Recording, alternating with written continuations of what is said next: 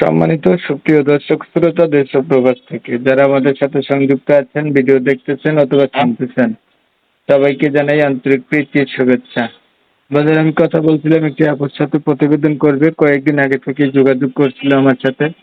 কেন আসলো প্রতিবেদনে বিস্তারিত ভিডিওতে থাকবে, অবশ্যই ভিডিওটা কন্টিনিউ করবেন।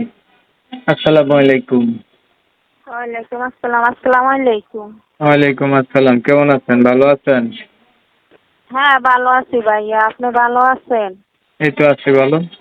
ভালো আছেন, ভালো থাকবেন, ভালো থাকাই কামনা করছি। প্রতিবেদনে কেন আসছেন বলেন একটু শুনি। ভাইয়া আমার একটা মেয়ে আছে বুঝছেন, 5 বছর বয়স। আমার স্বামী ওই একটা বেজাল হয়েছে আমার লগে। বেজাল হইবার পরে আমি আদা বিদ্যা করে দিছি। আমার মা আমার বেজাল ভাঙ্গি লই চালাচ্ছে।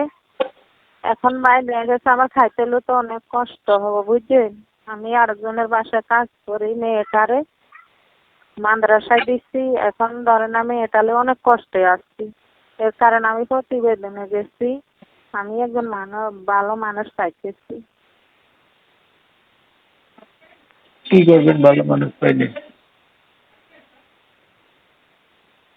জি, ভালো মানুষ পাইলে আপনি কি করবেন?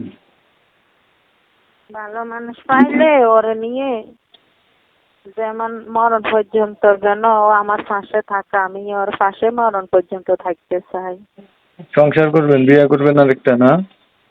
হ্যাঁ, ধরেন না বিয়ে শাদি করে তো পাশে রাখবো আর কি, আমি এর পাশে থাকতে চাই। আপনার বয়স কত বর্তমানে? আমার বয়স বর্তমানে 22 বছর। তাহলে পরিবারে আছে আপনি, আপনার বাচ্চা, আর কে আছে? আমি আমার খালার কাছে থাকি, মাও নাই বাবাও নাই। আচ্ছা, প্রিয় দর্শক শ্রোতা শুনছিলেন, এই আপুটা হচ্ছে বিবাহিত। প্রতিবেদনে আসছে ওনার হাজবেন্ডের সাথে ডিসমিস হয়ে গেছে আর কি।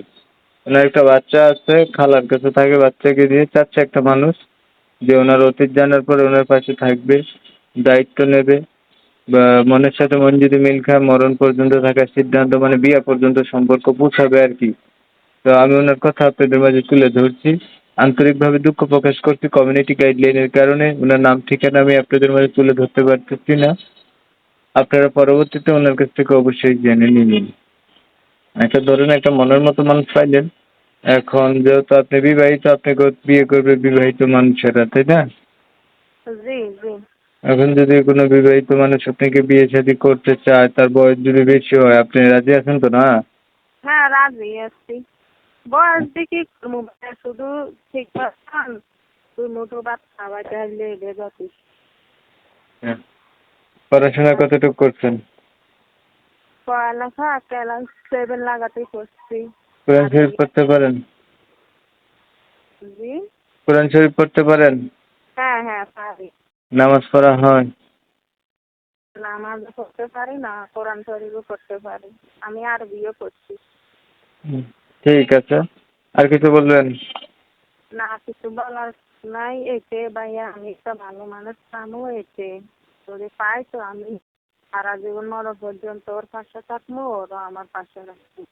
প্রিয় দর্শক শ্রোতা, উনি হচ্ছে কেন আসছে আপনারা জানছেন। ভালো একটা মানুষ আসছে, আপনার কথা আপনাদের মাঝে তুলে ধরার চেষ্টা করছে, আপনারা শুনছেন।